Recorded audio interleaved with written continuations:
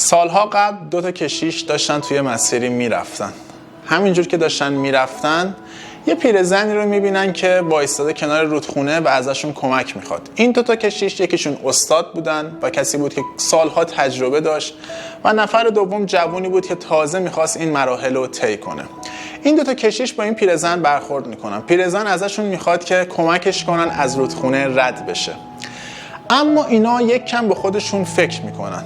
بعد از چند دقیقه کشیشی که استاد هست و تجربه داره و سالها کشیش بوده تصمیم میگیره این پیرزن رو بغل کنه و کمکش کنه که از رودخونه رد بشه. بعد از اینکه از رودخونه رد میشن پیرزن ازشون تشکر میکنه و این 2 تا کشیش به مسیرشون ادامه میدن.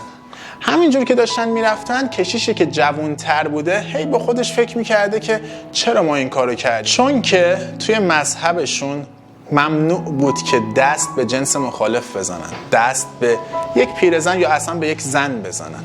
به هر حال این کشیش جوان این مسئله رو تو ذهنش داشت و همینجور تو مسیر داشت به این قضیه فکر میکرد که چرا همچین کاری کرد اون کسی که با تجربه بود. بعد از 2-3 ساعت بالاخره صبر اون کشیش جوان به سر میرسه و رو میکنه به استاد و میگه چرا ما به اون پیرزن کمک کردیم؟ مگه این کار ممنوع نبود؟ مگه این کار خط قرمز نبود؟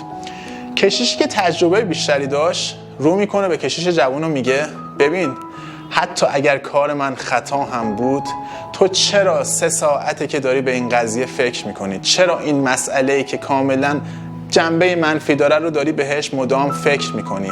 حتی اگر کار منفی بود تو به قسمت مثبت قضیه نگاه کن، تو به این نگاه کن که ما با یک انسان کمک کردیم. خیلی وقتها توی زندگی ما هم همینه، خیلی از مسائل هست که ما همینجور مدام تو ذهنمون داریم مرورشون میکنیم. مثلا توی خیابون یک ماشین برای ما بوق میزنه، شروع میکنیم بحث کردن و قضیه تموم میشه، اما تا آخر شب داریم به اون قضیه فکر میکنیم، تو ذهنمون مدام داریم به اون شخص جواب میدیم و حتی تو ذهنمون داریم با اون شخص بحث میکنیم.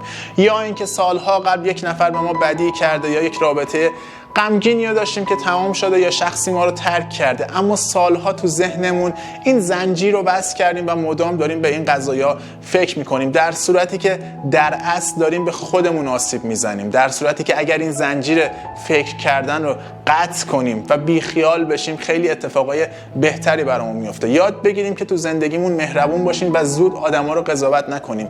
اگر توی زندگیمون با آدم‌های روبرو میشیم و بعضی اوقات کارمون به بحث کردن یا دلخوری میکشه، از این زاویه نگاه کنیم که هر کسی تو زندگیش یه پیش زمینه‌ای داره، یه مشکلاتی داره که سعی میکنه خودشو با دعوا یا بحث یا بقیه مسائل بروز بده. سعی کنیم زود قضاوت نکنیم و خیلی جاها چشممون رو به روی مشکلات و اخلاقهای منفی دیگران ببندیم. چرا؟ نه اینکه بتونیم اونا رو تغییر بدیم، نه، چون این کار فقط به خودمون آسیب میزنه و هر چه زودتر این افکار منفی رو رها کنیم اتفاقای بهتری برامون میفته.